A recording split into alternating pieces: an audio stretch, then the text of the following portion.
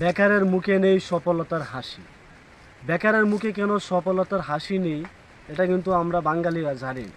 আজকের এই ভিডিওতে আমি শেয়ার করব যে বেকারের মুখে কেন সফলতার হাসি নেই।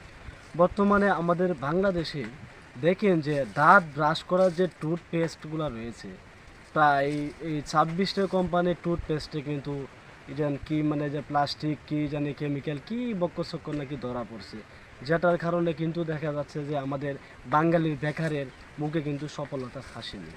বাঙালির সফলতার মুখে হাসিরে কীভাবে থাকবে ভাই? যদি সে ভালো টুথপেস্ট দিয়ে ব্রাশই না করতে পারে, তাহলে সফলতার হাসিটা তার মুখ দিয়ে কীভাবে আসবে? দেখেন আমি যে জায়গায় দাঁড়িয়ে আছি, আমার হাতে হচ্ছে গিয়ে শেওড়া গাছের ডাল। হ্যাঁ, বাংলাদেশে দেখেন যে প্রাচীনকালে সবচেয়ে বেশি মানুষ ব্যবহার করেছে এই শেওড়া গাছের ডাল। এই শেওড়া গাছের ঢাল দিয়ে তারা এভাবে এইভাবে দাঁত মাজন করেছে, যেটাকে বলে যে মেসওয়াক। তো এই শেওড়া গাছের ডাল দিয়ে যদি মেসওয়াক করতো, তাহলে আমাদের দেশে এত প্রকার বেকার বেদনায় ভুগতো না। সব বেকারের মুখে কিন্তু সফলতার হাসি থাকতো। যেহেতু টুথপেস্টেই সমস্যা, টুথপেস্টে দেখা যাচ্ছে যে অনেক প্রকার দুর্বলতা রয়েছে, ঘাটতি রয়েছে, এবং দেখা যাচ্ছে যে টুথপেস্ট যেগুলো তৈরি করেছে এগুলো হচ্ছে গিয়ে ক্ষতিকারক কেমিক্যাল দিয়ে তৈরি করেছে, যা আমার দাঁতের অনেক ক্ষতি করে। তা শুধু দাঁত নয়, পুরো শরীরের জন্য ক্ষতি করে ভাই। তো যেহেতু দেখা যাচ্ছে যে টুথপেস্টই আমাদের ক্ষতিকারক হয়ে দাঁড়িয়েছে, সেই ক্ষেত্রে কিন্তু সফলতার হাসিটা কিন্তু বেকাররা ফোটাতে পারবে না। তো বেকাররা যদি সফলতার হাসি ফোটাতে হয়, তাহলে কিন্তু এরকম শেওড়া গাছের যে আমার পিছনে যে গাছটা, এটা হচ্ছে শেওড়া গাছ। এই শেওড়া গাছের ডাল কিন্তু একটা একটা করে এভাবে ভাঙতে হবে, ভাঙিয়ে তারপর হচ্ছে গিয়ে প্রত্যেক দিন সকালে এবং শোয়ার আগে রাত্রে সুন্দরভাবে আপনি দাঁত মাজন করতে হবে, ব্রাশ করতে হবে। আপনারা যদি সঠিক নিয়মে এই শেওড়া গাছের ঢাল দিয়ে দাঁত ব্রাশ করেন এবং মাজন করেন, তাহলে আপনার দাঁত কিন্তু একবারে সাদা ঝকঝকে হবে। আমার এই দাঁতের মতো আমার দাঁতগুলো দেখেন যে কত সাদা, দেখেছেন ভাই? এখন দেখেন যে বাংলাদেশের সোশ্যাল মিডিয়াতে একটা তুলপাড় শুরু হয়ে গেছে কিন্তু এই টুথপেস্ট নিয়ে।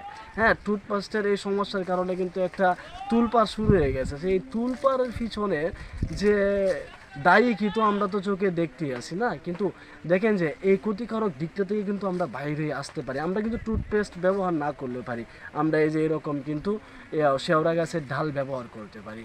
তো আজকে যে ভিডিওটা ভাই আমি বানাইতেছি, এটা মূলত কি জানেন, একটা দুঃখ আমার রয়ে গেছে। দেখেন, যে দেশে মানুষের বজ্রপাতে মারা গেলে তার কবর থেকে লাশ পর্যন্ত নিয়ে যায় চুরি করে, সেই দেশে আমার হচ্ছে গিয়ে ভাই এই যে আমার পিছনে হচ্ছে গিয়ে শেওড়া গাছ। এই শেওড়া গাছটা মূলত আমার ওই দিক দিয়ে একটা গাছ আছে, আমার মূলত হচ্ছে দুটা শেওড়া গাছ। এখন যে এই সোশ্যাল মিডিয়াতে এইসব ক্ষতিকারক টুথপেস্টের বিজ্ঞাপন দেখে মানুষ একেবারেই হতবাগা হয়ে গেছে যে কিভাবে সম্ভব, টুথপেস্টের এত সমস্যা যদি থাকে, তাহলে আমরা তো টুথপেস্ট দিয়ে ব্রাশ করতে পারবো না, আমাদের একটা বেড়াচারা লেগে দেবো। এখন দেখেন যে সবাই কি করছে, সবাই অ্যাট্রাক্ট করছে কই জানেন, আমার এই গাছের উপরে। আমার এই দুইটা গাছ আছিল, আমি সকাল থেকে বা এই গাছগুলো পাহারা দিতেছি, যাতে করে আমার গাছের এই ডালকেও ভেঙে না নিতে পারে। কারণ বৃক্ষ আমরা রোপণ করতে পারি না, তাহলে বৃক্ষ আমরা নষ্ট করবো কেন বলেন ভাই? এই যে আমার যে গাছটা রয়েছে, ওই দিক দিয়ে একটা গাছ, দুটা যে শেওড়া গাছ রয়েছে, এই শেওড়া গাছের ডাল সকাল থেকে দেখেন যে আমার এই গাছে এই ডালটা কিন্তু আমি নিচে পাইছি ভাই, ভাঙ্গে পড়ে রয়েছে। ফুলাফানে সব এইগুলা ডাল ভাঙ্গে নিয়ে যাইতেছে গা। কেন নিয়ে যাইতেছে গা? শুধু দাঁত ব্রাশ করার জন্য।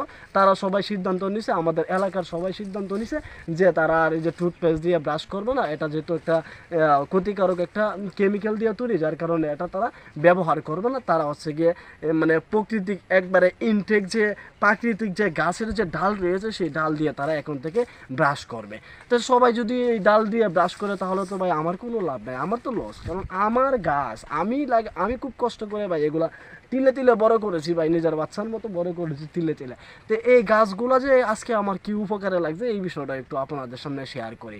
তো সকাল থেকে যে মানুষ এভাবে ডালগুলো ভাঙিয়ে নিতেছে, তা থেকে কিন্তু আমার কোনো লাভ হচ্ছে না, কারণ আমার একটা লস হচ্ছে। কিন্তু এখন আমি চিন্তা ভাবনা করলাম যে আমার এই দুইটা গাছের জন্য আমি সিকিউরিটি গাছ রাখলাম 10 জন, তারা দিন রাত হচ্ছে গিয়ে ডে নাইট তারা সুন্দরভাবে পাহারা দিবে, যাতে করে কেউ এগুলা এভাবে না নিতে পারে।